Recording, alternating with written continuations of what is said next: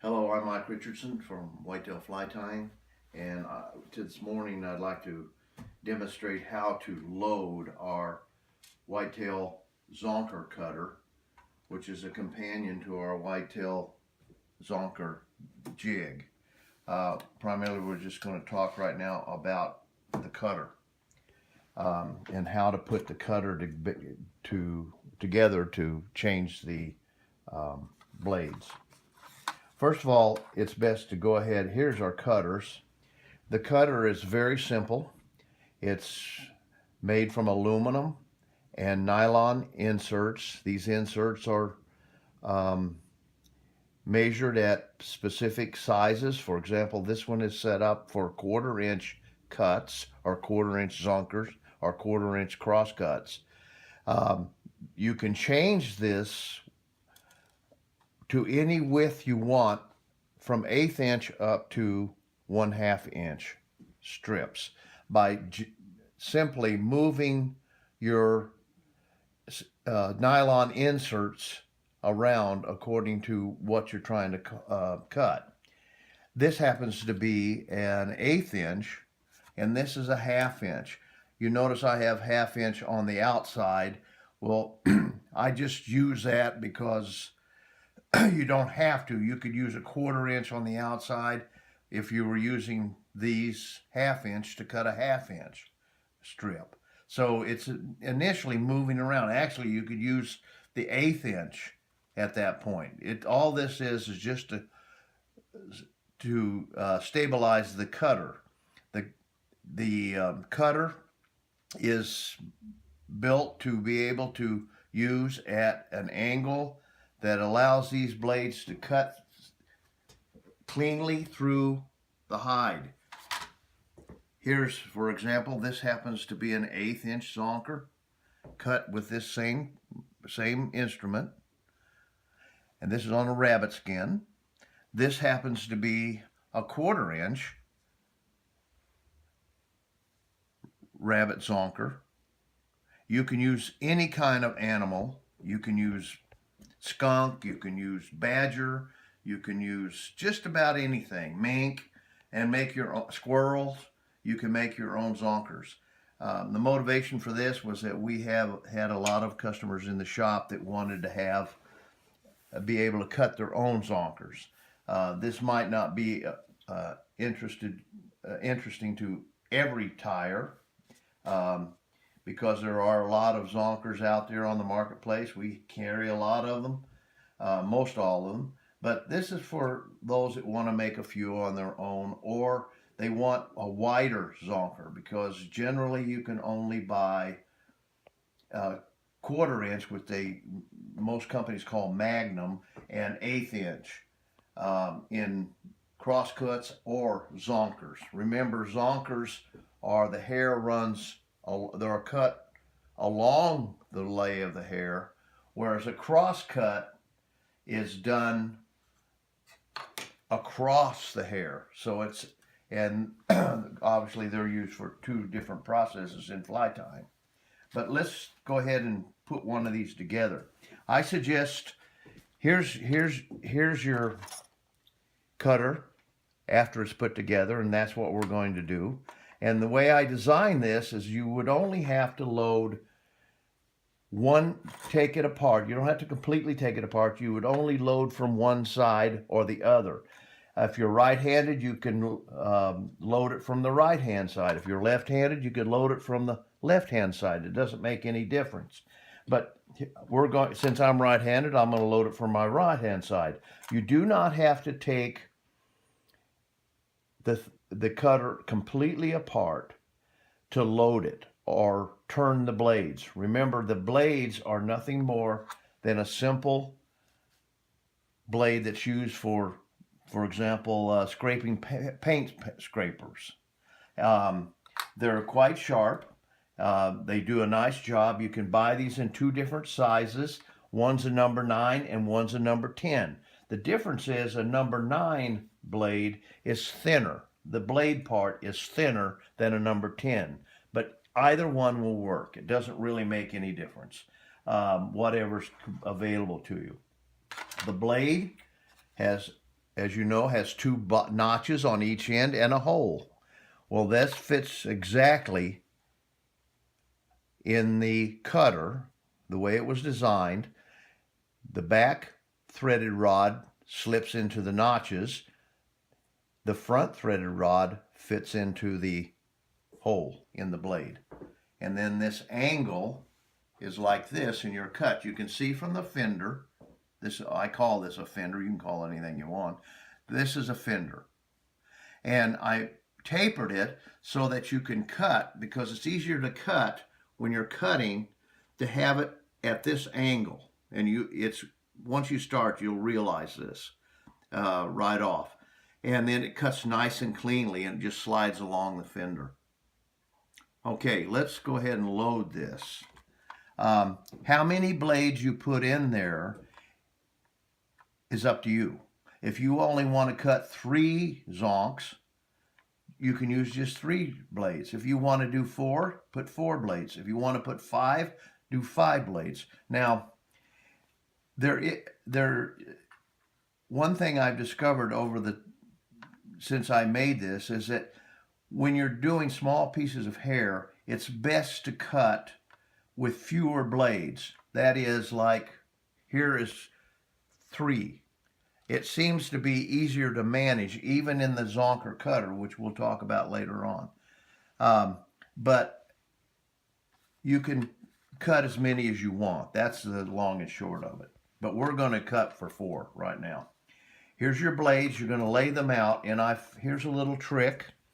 When you peel the shroud off the blade, go ahead and take a magic marker and put a dot on the blade right here. And you go, well, what does that do? Does that make it runs better? No. What it does is that when you take and turn these blades around when this side gets dull and you lay them back down on the table, you'll remember, oh, that dot was the dull side. You might not have to do that, but I find it pretty helpful.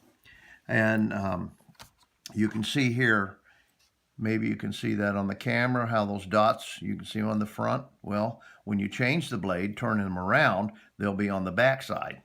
And you'll know when you know that you've used the whole blade to its maximum. All right, let's go ahead and load this thing. Like I said, to load it, you do not have to take it completely apart. You only have to take one side off. So you're having this threaded rod, the nuts, the spacer, which is could be any size, as I said before, and then a one little nut, 440 nut. All these parts are contained in here, plus in the cutter you have extras. There's extra 1/8 inch, there's extra half, then there's extra quarter, plus 2 extra nuts in case you drop it on the carpet. I suggest using this not on a white carpet, because if you drop one, you'll never find it. I've already tried that. Okay, now let's load this thing. So we're going to load it with a 1/4 inch. So we're going to take a 1/4 inch spacer. We're going to put it here on the top. All right. And then we'll take a blade and we'll put this blade there. Just like that. Okay. You take the next spacer, put it here, remembering to keep your dot on one end now. And then take this blade and it goes right here. Push it up like this. Now, go ahead and load it. Finish loading it. Spacer.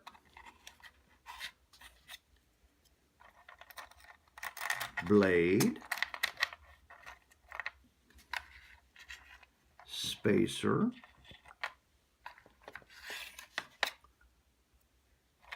Blade. Now you're going to put one more spacer here so it'll be identical to this side. They're perfectly spaced at a 1/4 inch. Now, the next thing you do is take one of your nuts, a 440 nut, and thread it back on to the back rod, like I'm doing right here. And all you do is just turn it, and it moves freely on that little support rod. And what I do is I generally bring this back till it's pretty close to this last razor blade. Oh, like that. See, I still got a ways to go.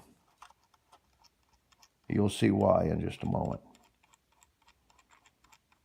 This is going to stabilize your cutter. Now, you can take your fender and put it right there on the front, right there on the back, and you can move this fender over. Now you can see that to be able to get this square, you're going to have to just move the little nut, hold this end, and just move that little nut a little bit to accommodate a nice square cutter.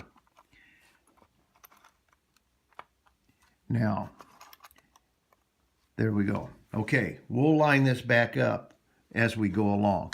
Then you take your 1/4 inch and you put it on this rod, put a nut on it. It does help to be a little dexterous, but we're all fly tyers. We should claim to be that way. Although it doesn't always work for me, but there you go.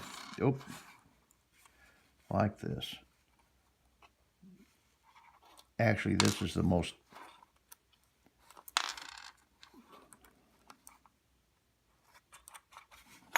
Okay. And you can screw that in, and you can have a good indicator is if you have the end of the rod extended equally on both sides.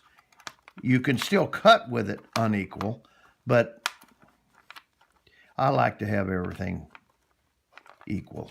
Okay, like that. Now, on the back, we're still not square on the back. You just take your finger, you can hold it up in your hand if you want to, and just gently move that little nut like this until it's pretty much square. Now, you can use a little pair of tweezers, or you can use a little 1/4 inch wrench if you want to, or a little tiny pair of pliers, but you don't need it, really. You can turn this, see how easy this turns? But once you put it up next to the fender, it's going to be solid. So you really don't, you just have to be careful that you're not really carried away and you can nick your finger. There we go, we'll get it straightened up.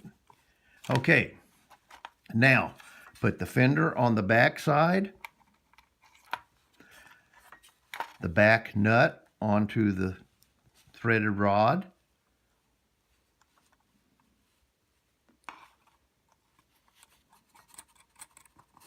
and then you can tighten these just like that. Now see, it's all very tight. You're going to see some play in the blades. That's good, because the blade is going to move a little bit as you cut along your hide or your skin. Just turn them like this if they feel too loose for you. And now you have a cutter that's ready to go.